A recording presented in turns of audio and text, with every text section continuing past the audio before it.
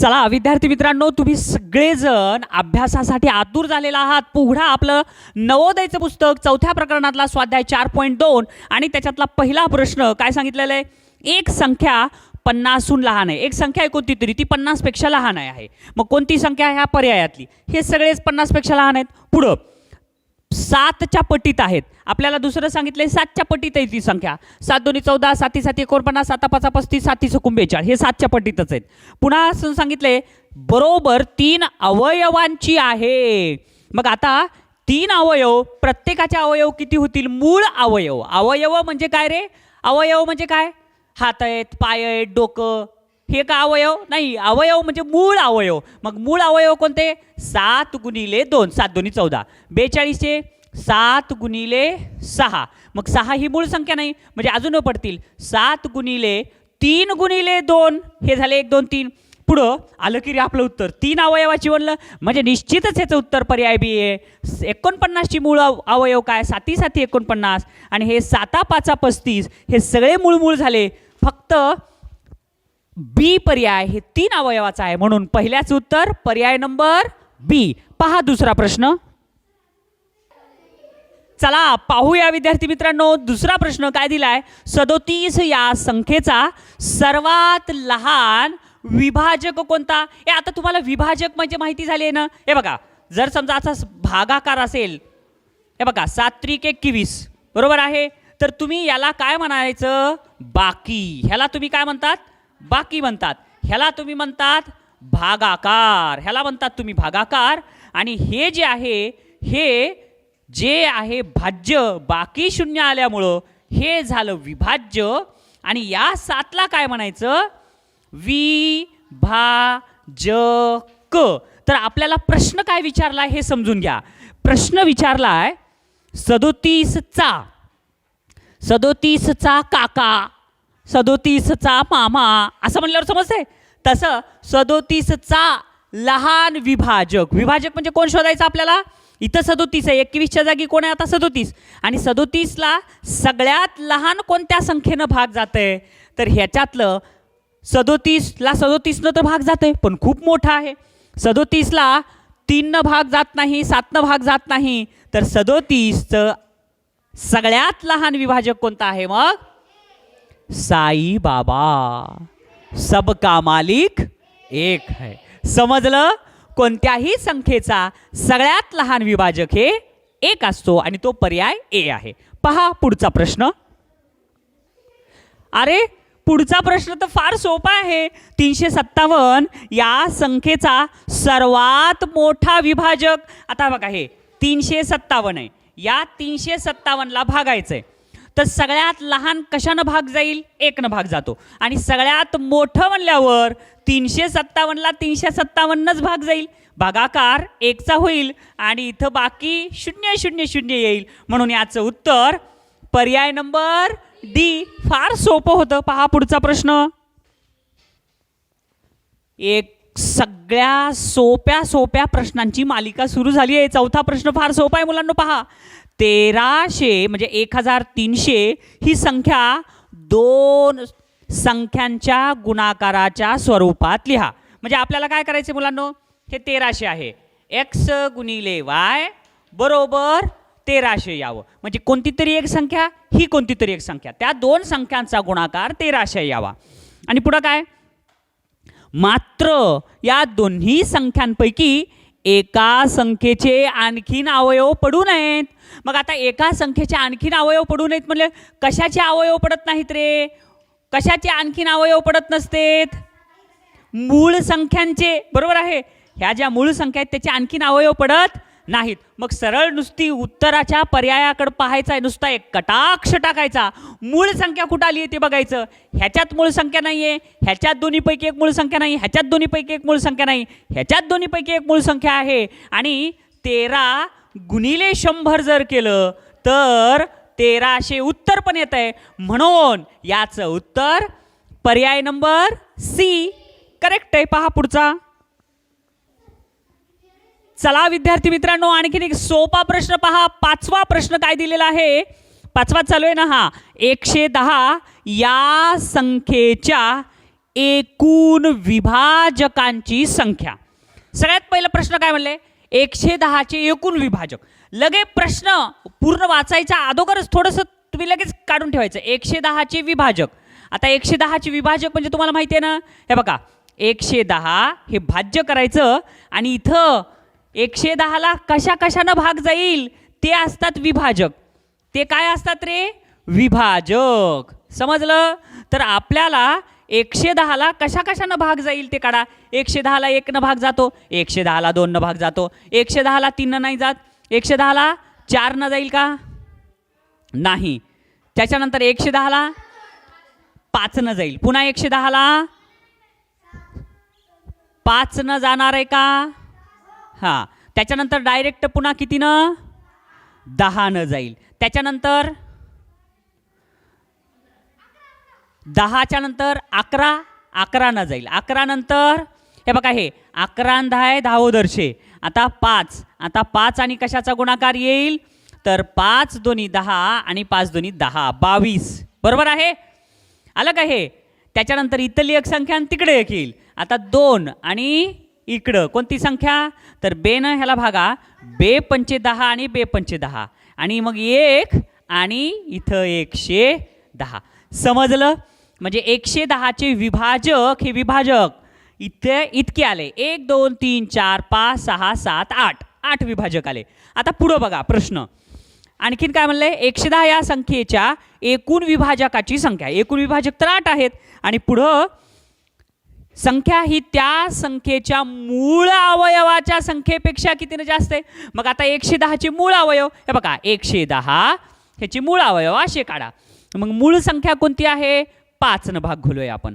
5 1 5 5 दोन्ही 10 1 उरला. परत 5 दोन्ही 10 परत मूळ संख्या 11 घ्या. 11 1 11 11 दोन्ही 22 परत मूळ संख्या घ्या 2 बे 1 बे. मूळ संख्या झाल्या 3 आणि ये विभाजक झाले 1 2 3 4 5 6 7 8. मग 8 मधून 3 गेले उरले 5. म्हणून याचं उत्तर 5. फार सोपं आहे. व्यवस्थित विचार करून सोडवायचं. बघा विद्यार्थी मित्रांनो 6वा प्रश्न काय दिला पहा. पुस्तकात बघा 60चे विभाजक आहेत. आता ही 60 संख्या आहे. या 60चे विभाजक पर्यायापैकी कोणता आहे हे आपल्याला शोधायचं. हे तुम्हाला मी वारंवार सांगायलो. विभाजक म्हणजे काय? हे 60 आता भाज्य झाले. हे काय झाले? भाज्य म्हणजेच काय? विभाज्य आहेत समजा. हां, बाकी शून्य येणारी म्हणजे विभाज्य आहेत. तर आता इथं कोण असतंय? तर वारंवार सांगायलो, लक्षात ठेवा विभाजक. तर 60चे काका मामा विचारलं नाही, 60चे विभाजक विचारले. म्हणजे 60चे विभाजक म्हणजे इथं प्रश्नचिन्हाच्या जागी. अरे उत्तर तर तिथंच दिलेलं आहे. मग पर्यायातून शोधा. आबा बाबा मला तर ना बघितल्या 0.01 सेकंदातच कळालं. कोणत्याही संख्येचा लहान विभाजक हे कोण असतंय? साई बाबा. 1 पण 1 दिलंय कुठं? फक्त बी मध्ये. ह्याच्यात दिलं नाही, ह्याच्यात नाही, ह्याच्यात नाही. म्हणून पुढचं वाचायची गरज नाही. निश्चितच ह्याचं उत्तर डोळे झाकून आंधळा माणूस सुद्धा सांगल 6व्याचं उत्तर पर्याय नंबर बी. तरी पडताळा करून घेऊ शकतात तुम्ही. या 60चे विभाजक 1 न भाग जाते 60ला, 2 न जाते 3 न जाते 4ला जाते 6 5 6 10 12 25 60 15 न 20 30 आणि 60. म्हणून याचं उत्तर पर्याय नंबर बी. समजलं? हे पहा पुढचा प्रश्न. विद्यार्थी मित्रांनो पहा 7वा प्रश्न काय दिलाय? 60चे मूळ अवयव आहेत. मला ना असे जे प्रश्न आहेत ना असे प्रश्न बिलकुल आवडत नाहीत. म्हणजे इतके सोपे प्रश्न देतात का रे? आपल्याला सांगितलंय 60चे मूळ अवयव आणि सरळ सरळ मला सांगा 10 मूळ संख्या आहे का? नाही, म्हणून ए पर्याय येणार नाही. 6 मूळ संख्या आहे का? नाही, म्हणून बी पर्याय येणार नाही. त्याच्यानंतर 4 मूळ संख्या आहे का? नाही, म्हणून डी पर्याय येणार नाही. म्हणजे आंधळ्याला सुद्धा समजल इतका सोपा प्रश्न. याचं उत्तर निश्चितच पर्याय नंबर सी येईल. आणि तुम्ही पडताळाही करून बघा. बघा 2 गुणिले 2 किती? 4 आणि 4 त्रिकोण 12 आणि 12 पंचे 60. म्हणजे दोन्ही पद्धतीनं तुम्ही निरीक्षणानेही त्याचं उत्तर काढलात आणि तुम्ही ताळाही करून बघितलात. अशा प्रकारचे सोपे प्रश्न असले ती दोन्ही पद्धतीनं पडताळा करून बघायचं. पहा पुढचा प्रश्न.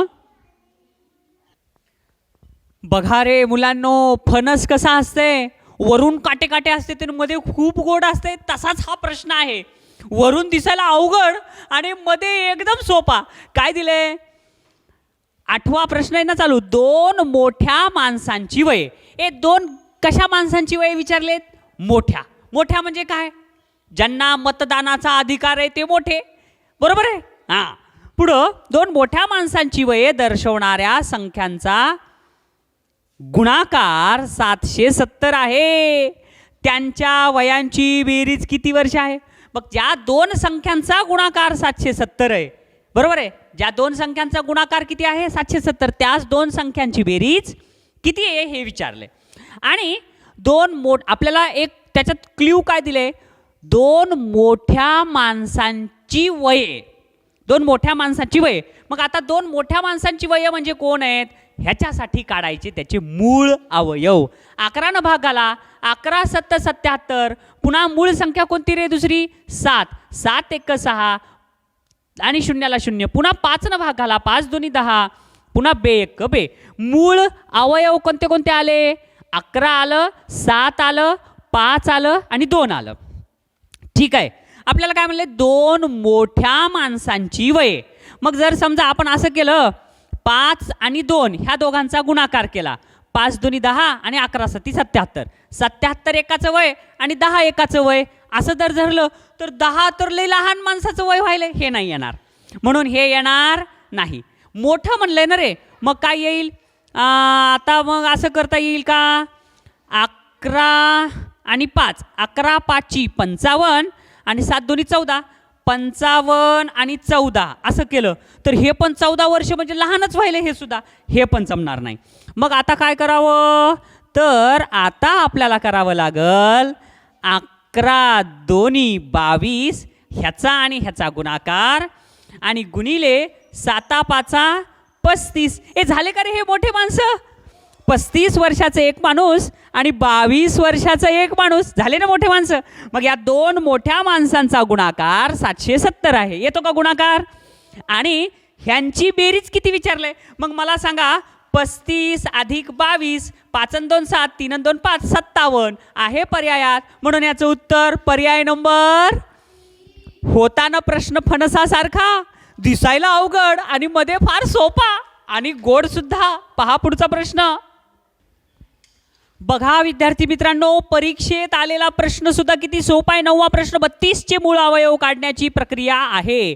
आता 32 चे मूळ अवयव, मग 8 मूळ अवयव आहे का? नाही, म्हणून पर्याय सी कधीच येणार नाही. याचे 4 हे मूळ अवयव काय? नाहीये, मूळ संख्या नाहीये. 8 मूळ संख्या नाही, म्हणून हे दोन्ही पर्याय चुकले. आता 32 चे मूळ अवयव काढायचं आहे. मग आता 3 त्रिक 9 आणि बे 2 4. 9 चोक हे व्हायले 36. आपल्याला विचारले 32, म्हणजे हे सुद्धा पर्याय येणार नाही. म्हणजे पर्यायाच्या माध्यमातूनच उत्तर निघालं. कोणता पर्याय येणार नाही हे कळालं की ऑटोमॅटिक उरतं एकच. म्हणून याचं उत्तर पर्याय नंबर ए. ही झाली पहिली पद्धत.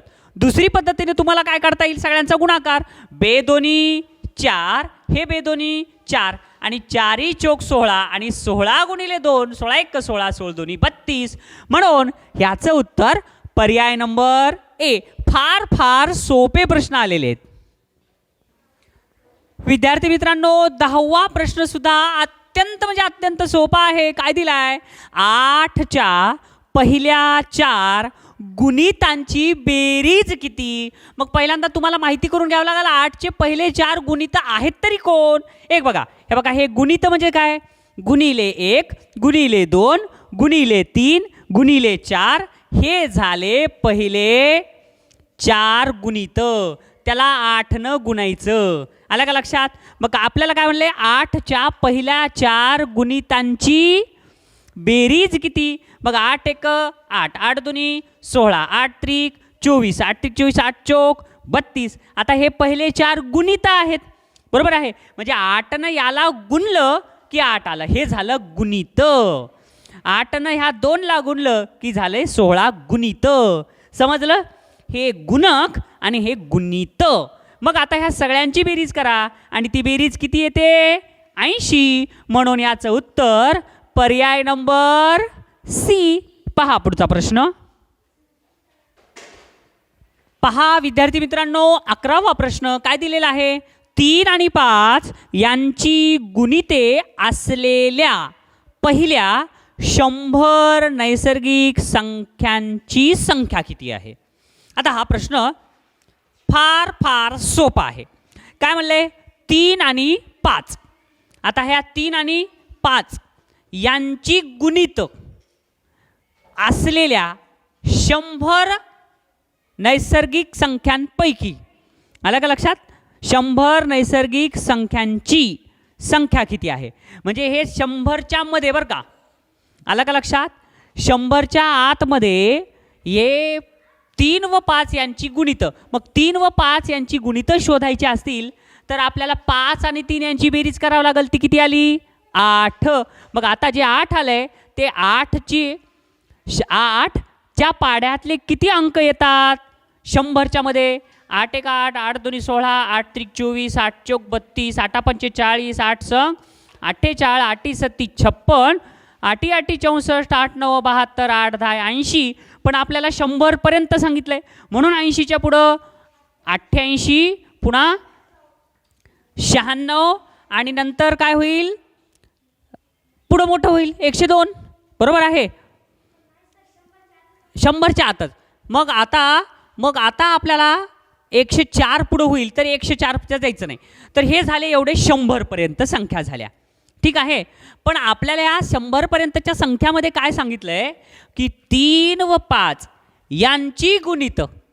बरोबर आहे? मग दोघांची मिळून गुणित शोधण्यासाठी 5 भाग जाणाऱ्या संख्या कोणत्या आहेत? त्याच्यातल्या 5 भाग जाणारी ही 1, त्याच्यानंतर ही 2, त्याच्यानंतर कोणतीच नाही. मग 3 भाग जाणारी संख्या कोणती आहे? 4 आणि 2 6 कसोटीनुसार. पुन्हा 8 आणि 4 12, ह्याला 3 भाग जातो. 96ला 3 जातो आणि 72ला 3 जातो. आता 64ला नाही. मग आता सगळे मिळून किती संख्या झाल्या रे? 1 2 3 4 5 6. म्हणून याचं उत्तर पर्याय नंबर डी, 3 आणि 5 यांची गुणित असलेल्या पहिल्या 100 नैसर्गिक संख्यांच्या संख्या किती? तर त्या संख्या किती आहेत मग? 1 2 3 4 5 6. अशा पद्धतीनं 4